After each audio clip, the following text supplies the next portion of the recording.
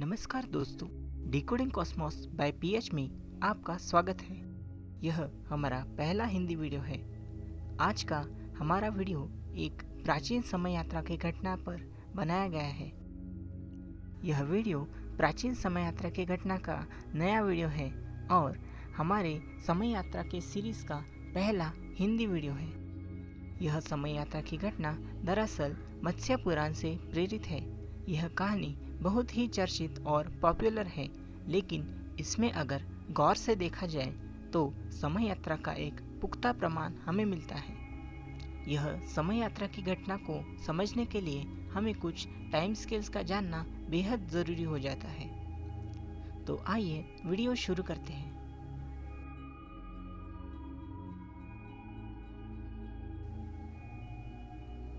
हमारा ब्रह्मांड बहुत ही विशाल है और ऐसे ही विशाल है यह टाइम स्केल्स।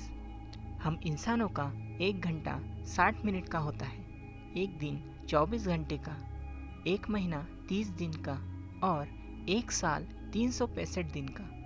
जब ऐसे 4,32,000 साल बीतते हैं तो यह कलयुग का अवधि यानी कि टोटल ड्यूरेशन है। द्वापर युग का समय 8,64,000 सालों का होता है, त्रेता युग का 12,96,000 सालों का और जो सबसे अच्छा युग माना जाता है यानी कि सतयुग या कृता युग, इस युग का अवधि 17,28,000 सालों का होता है। यह चारों युग मिला के जो समय हमें मिलता है वह एक महायुग कहलाता है। एक महायुग का टोटल ड्यूरेशन यानी कि कुल अवधि 43,20,000 सालों का होता है।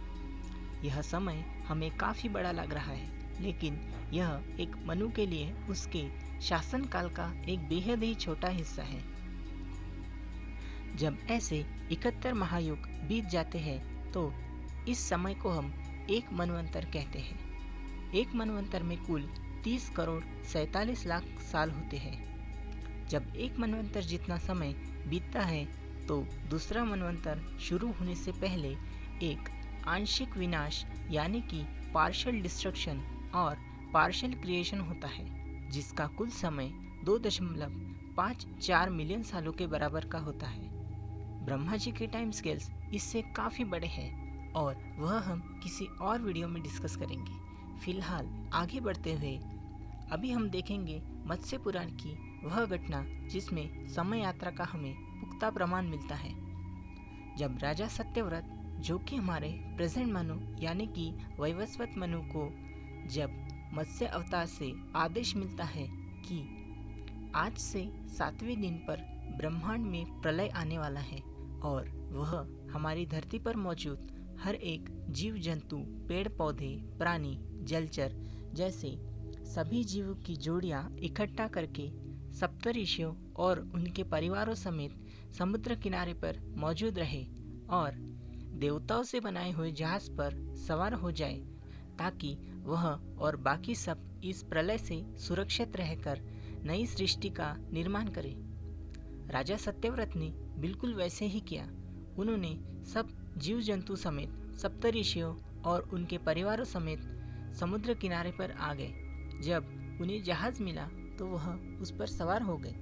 वह जहाज नागराज वासुकी और मत्स्य अवतार दोनों मिलकर चला रहे थे। नागराज वासुकी के पिछले हिस्से को जहाज बांधा गया था और श्री मत्स्य अवतार के सिंह को नागराज वासुकी जी का अगला हिस्सा बांधा गया था। अब यह कहानी हमें सुनी हुई और बहुत जानी पहचानी लग रही है, लेकिन इसमें जब हम गहराई से इन्वेस्टिगेट करते हैं तो हमें पता चलता है कि इस घटनाक्रम में समय यात्रा हुई थी। जब हम टाइम स्केल्स पर एक नज़र डालते हैं तब हमें पता चलता है कि जब मनवंतर परिवर्तन होता है तब पार्शियल डिस्ट्रक्शन और पार्शियल क्रिएशन होता है, जो कि दोनों मिला के 2.54 मिलियन सालों का होता है।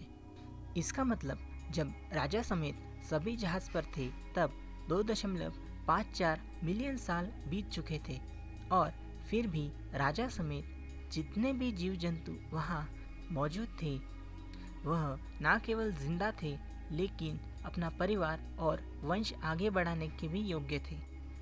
अगर हम सतयुग के इंसान की भी औसतन आयु देखें तो वह 1 लाख सालों से ज़्यादा नहीं होती और कोई भी जीव जंतु उस समय यदि इंसानों से भी ज़्यादा जी सकता था तो हम यह अज्यूम करेंगे कि उसकी उम्र ज़्यादा से ज़्यादा 1,50,000 साल हुई होगी। तो यहाँ पर हमारे मन में सवाल आता है कि भला ये सब 2.54 मिलियन सालों तक कैसे जीवित रहे और वह भी ऐसे कि वह अपना परिवार आगे बढ़ा सके। यह केवल एक ही बात से पॉसिबल है कि समय उनके लिए या तो रुक गया था या बहुत ही धीमा हो गया था। यानी कि आसान भाषा में समझा जाए तो यह टाइम ट्रैवल की पूरी संभावना नज़र आती है। आप लोगों ने अगर एक बात पर गौर किया होगा तो यह घटना आपको विचित्र नहीं लगेगी। वह ये कि जो जहाज़ सफ़र के लिए इस्तेमाल हुआ था वह विशेषतः देवताओं से बनाया गया था। अब अगर ये जहाज़ किसी सामान्य मकसद के लिए बनाया जा रहा है तो श्री मत्स्य अवतार खुद राजा को आदेश देकर जहाज़ बनवा लेते, लेकिन यह जहाज़ समय यात्रा के विशेष काम के लिए इस्तेमाल होना था, इसलिए यह विशेषतः देवताओं से बनाया जा रहा था। अब जब हमें समय यात्रा का पुख्ता प्रमाण मिल चुका है तो हम देखेंगे कि समय यात्रा की कौन सी 2 पॉसिबिलिटीज़ हुई होंगी। यहाँ समय यात्रा की कुल 2 पॉसिबिलिटीज़ नज़र आती हैं। एक कि वह जहाज़ प्रकाश की गति यानी कि स्पीड ऑफ लाइट को क्रॉस करने वाली एक एडवांस स्पेसशिप हो सकती है, या फिर श्री मत्स्य अवतार ने ही उसे प्रकाश की गति से तेज चलाया होगा और इस गति के विनाशक परिणामों को झेलने के लिए ही उसे देवताओं से बनाया गया होगा। आपको क्या लगता है? अपनी राय कमेंट सेक्शन में ज़रूर दें। और अगर आपको यह वीडियो पसंद आया है तो प्लीज़ इसे लाइक कीजिए और हमारे चैनल को सब्सक्राइब ज़रूर कीजिए। तब तक हमसे जुड़े रहे, घर में रहे, सुरक्षित रहे और अंतरिक्ष की मिस्ट्रीज़ को डिकोड करते रहे। शुक्रिया।